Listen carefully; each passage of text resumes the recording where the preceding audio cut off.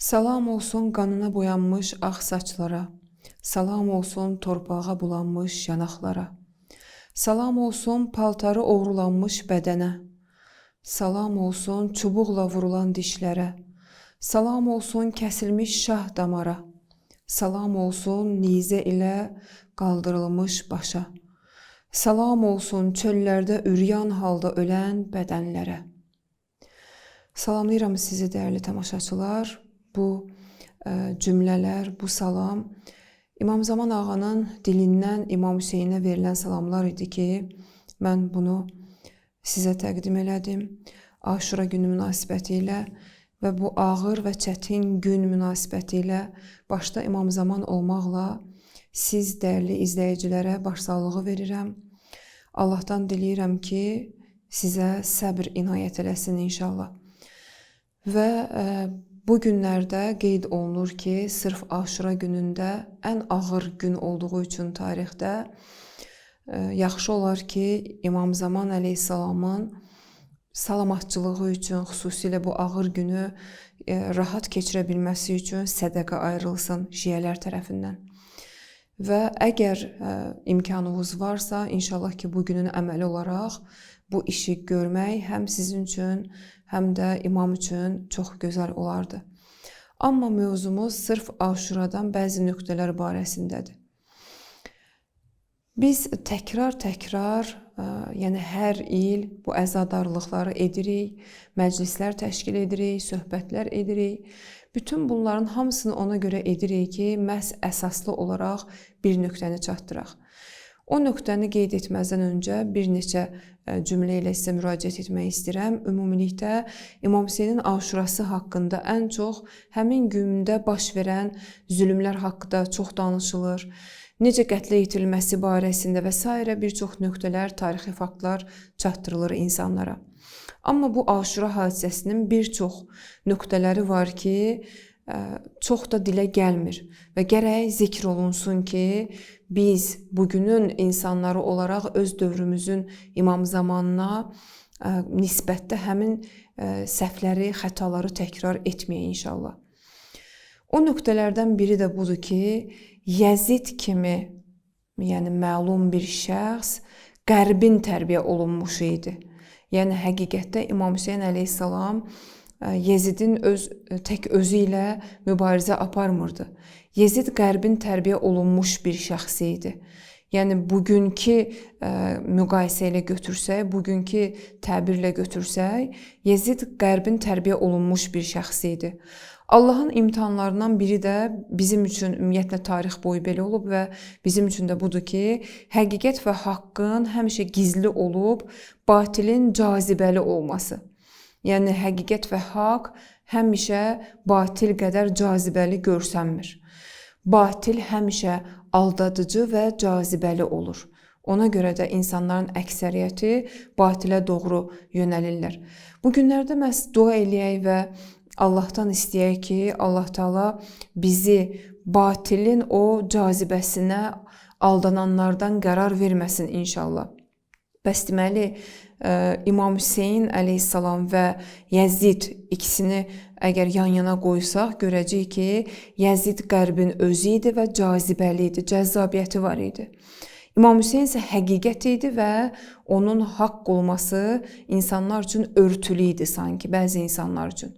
Çünki insanlar Yezidin aldadıcı cazibəsinə aldanırdılar və onun ətrafına toplaşırdılar, onun gözəl sözlərinə aldanırdılar, onun zinətli süfrəsinə aldanırdılar, onun təqdim etdiyi ənamlara və hədiyyələrə aldanırdılar.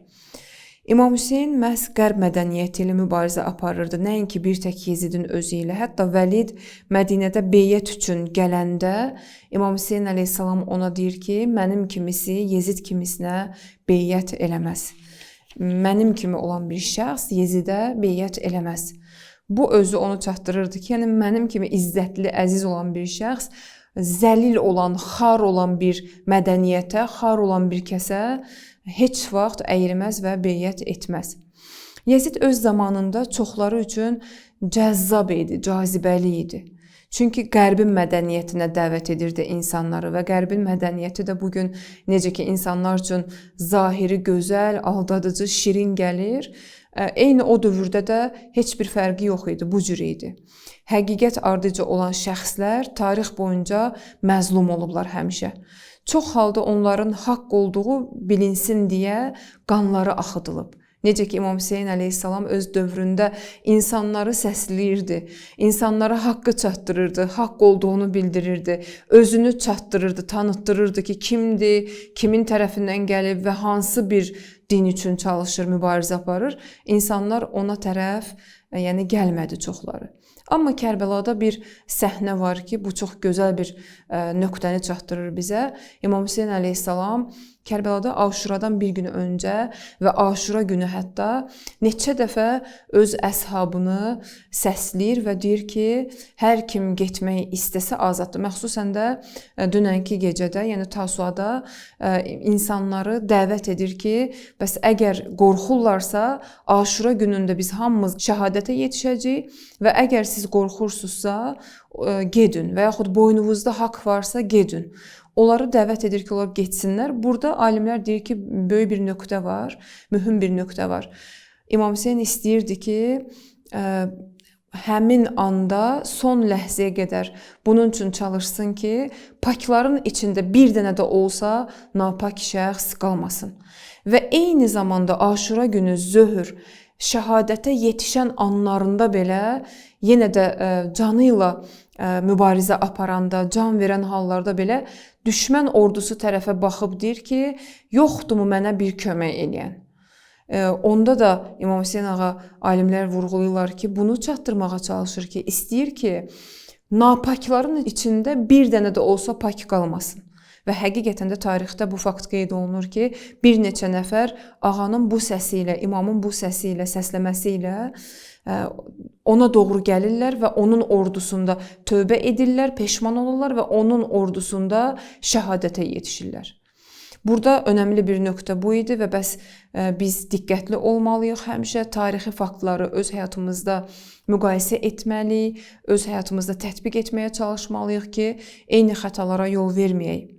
Baxın, tarixdə biz görürük ki, həqiqətən də, yəni həqiqət ardıcı olan şəxslər son ləhzədə belə haqqa doğru gəlirlər, addımlayırlar və çox halda həqiqətən biz bunu görmüşük ki, tarix boyu. İndiki günlərimizdə də biz bunu müşahidə edirik ki, haqqın haqq olduğu onun şəhadətə yetişməsindən sonra, qana boyanmasından sonra və İslam yolunda, Allah yolunda qan axıdılmasından sonra özünü büruzə verir və insanların çoxusu o zaman ayılırlar ki, bəs bu şəxs haqq imiş. Həmin dövrlərdə və zamanlarda Aşura hadisəsi baş verəndən sonra xarici adı qoymuşdular İmam Hüseynin yəni ailəsinə, əhli əyalına və tərəfdarlarına. Bunlar xaricidirlər, bunlar dindən xaric olublar və bu cürdə yəni müraciət edirdilər. Bu cürdə yəni yenə də əsirlərə əziyyət edirdilər Küfədə və Şam şəhərində təəssüflər olsun. Bugün biz tarixi oxuyuruq, görürük ki, haqq İmam Hüseyn imiş.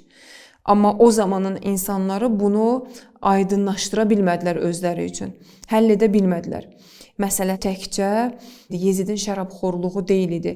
Yezidin, çox üzr istəyirəm ifadəm üçün, itbazlığı və meymunbazlığı deyil idi. İmam Hüseyn ağa sırf qərb mədəniyyəti ilə mübarizə aparırdı, əgər bugünün dili ilə desək. Və təəssüf olsun ki, kafirlər həmişə hilə işlədirlər deyə, hiləgərlik edirlər deyə və biz qeyd etdik ki, azadə şəxslər heç vaxt hilə işlətmirlər.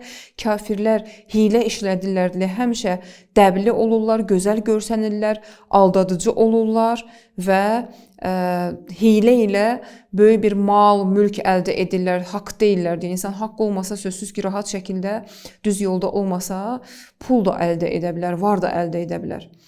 Amma bizim dinimizdə bu bizə icazəli deyil deyə, ona görə də bəzi mövqeyyətlərdə biz zahirən uduzmuş kimi görsənə bilərik. Amma həqiqi, yəni qalibləri İmam Hüseyn ağa Aşurada göstərir ki, kimlər idi? Qanın qılınca qələbə çaldığı gündə Aşura günü. Qərb mədəniyyəti bugün əgər biz nəzər yetirsək, görəcəyik ki, bizə bunu çatdırır ki, namaz qıl, eybi yoxdur, oruç tut, məscidə də get, həccə də get. Amma şərab da içsin, eybi yoxdur. Necə ki, bəzi məntəqələrdə biz bunu müşahidə edirik ki, var həqiqətən də Ramazan ayı gələndə oruç tuturlar, amma Ramazan bayramı, Fitr bayramı olduqdan sonra başlayırlar yenə də şərabxorluğa, içki içməyə. Biz demirik ki, insanları çəkindirək, yox, oruç tutmasınlar. Amma bunu da bilməliyik ki, həqiqi İslam bu deyil. Və qumar oynamağa dəvət edirlər insanları, qeyri-şəri əlaqələrə dəvət edirlər. Nə olsun ki, hicablısan, çadralısan, eybi yoxdur, qeyri-şəri əlaqələrin də olsun. Bu qərbin mədəniyyətidir. Və bugün hətta hicabın cürbəcür şəkillərə düşməsi, eybəcər şəkillərə düşməsi bu qərbin bizim hicabımızı bu şəkilə salmasını göstərir. Bəs deməli, biz əgər istəyiriksə İmam Hüseynin ardınca gedək, bugün Yezidlərin qarşısında dayanaq, diqqətli olmalıyıq ki, qərbin aldadıcı dəblərinə, qərbin aldadıcı sözlərinə uymayaq. Və bilək ki, bugünün Yezidi də kimlərdir, kimlərdən ibarətdir.